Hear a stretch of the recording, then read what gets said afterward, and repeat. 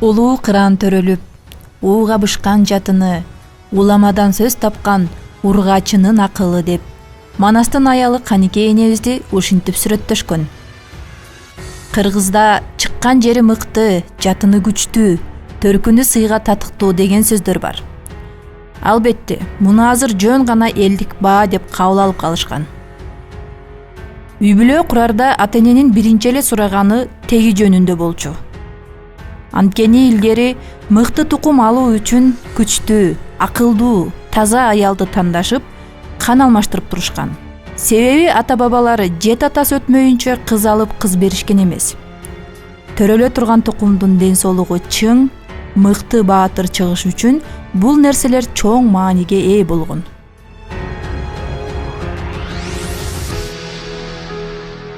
Анткени дүйнөгө келчү баланын көпчүлүк сапаттары, мүнөзү энесин тартаарын билишкен. Тоодо, көчтө жүрүп төрөгөн энелердин ден соолугу бышык болуш керек болгон жана жоопкерчилик кезде балдарынын тың чыкма болушу максатка ылайык келген. Андан сырткары аял тандоодо сырткы келбетине көбүрөөк басым жасашкан.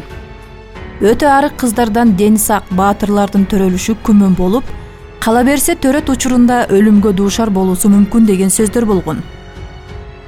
Анткени кыргыздын макал айтып тургандай эле атасы жаман анда санда оңолот, энеси жаман эзели оңолбойт деген сөз бекер айтылбаса керек. Бул сөздөр аялдын ички ден соолугунан баштап сырткы келбети, мүнөзү, адаты жатында жаткан балага ген аркылуу түздөн түз өтөрүн билишкен. Ошондуктан кыз аларда анын тегин изилдөөдөн сырткары физиологиясына да көңүл бурушуп, баатыр, акылман тукумдарды алууга аракет кылышчу экен. Бул сөздөр куру болбош үчүн далил катары бир икаяны баяндап берейин.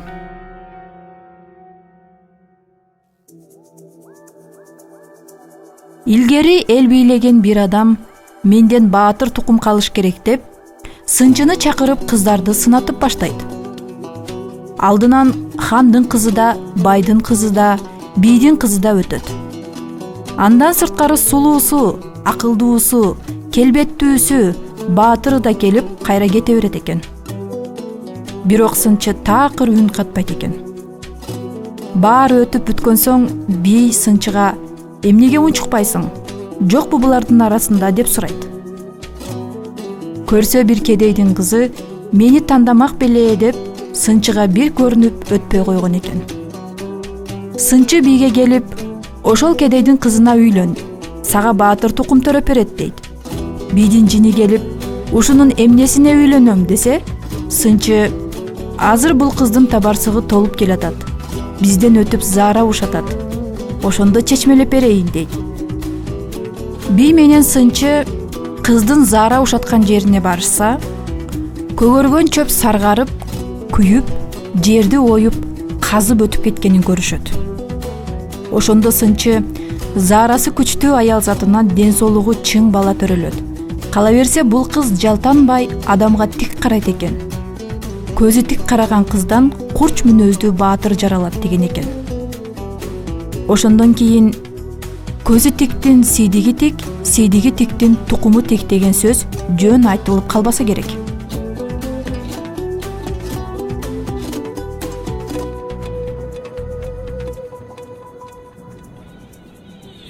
Андан тышкары кыздардын балтырына карашкан дешет. Балтыры арык эмес, чымыр этке толуп турган кыздан акылдуу балдар жаралат дешкен. Анткени балтырдагы кан тамырдын жатынга түздөн түз тиешеси бар экенин азыркы күндө медицинада далилденди.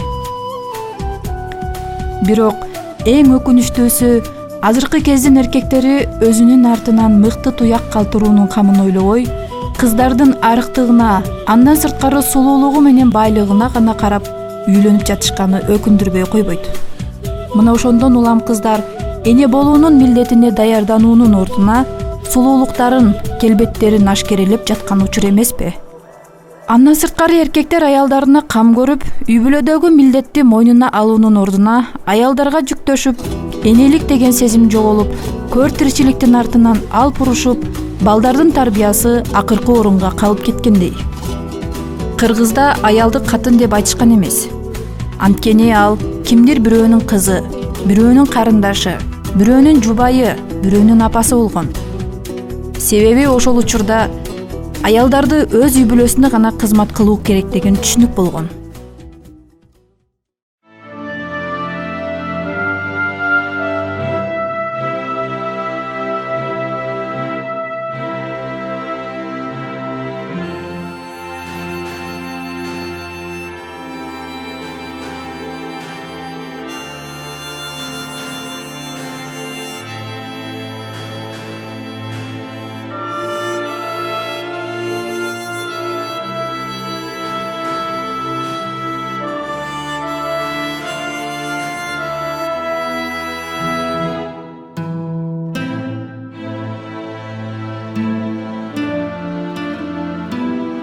Бирок азыркы каар замандын учурунда эң арзан жумушчулардын тизмесинде кыздар, күйөөсү жок аялдар толуп кетти.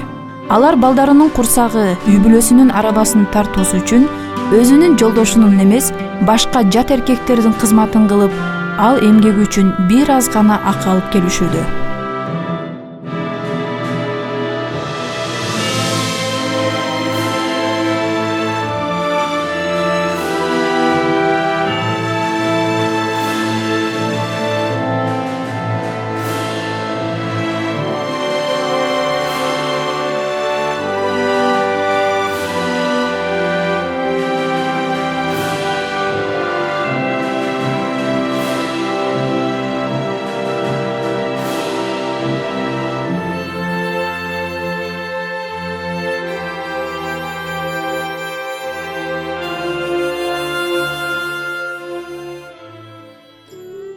Эми ушул ген тууралуу азыркы илимий далилдерге таянып айта турган болсок, төмөндөгүдөй эксперименттерди мисал келтире алабыз.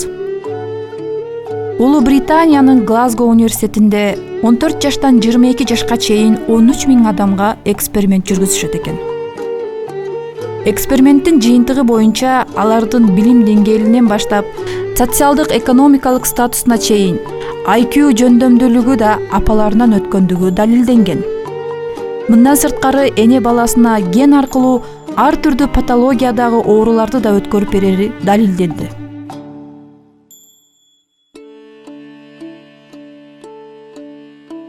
Сөзүбүздү жыйынтыктап, бир тыянакка келчү болсок, генетика бул үйдүн фундаментинде эле ар бир адам өзү тургузат. Бул тургузулган үй ар кимдики ар түрдүүчө болушу мүмкүн. Гени таза, дени таза аялдан жакшы тукум уланат.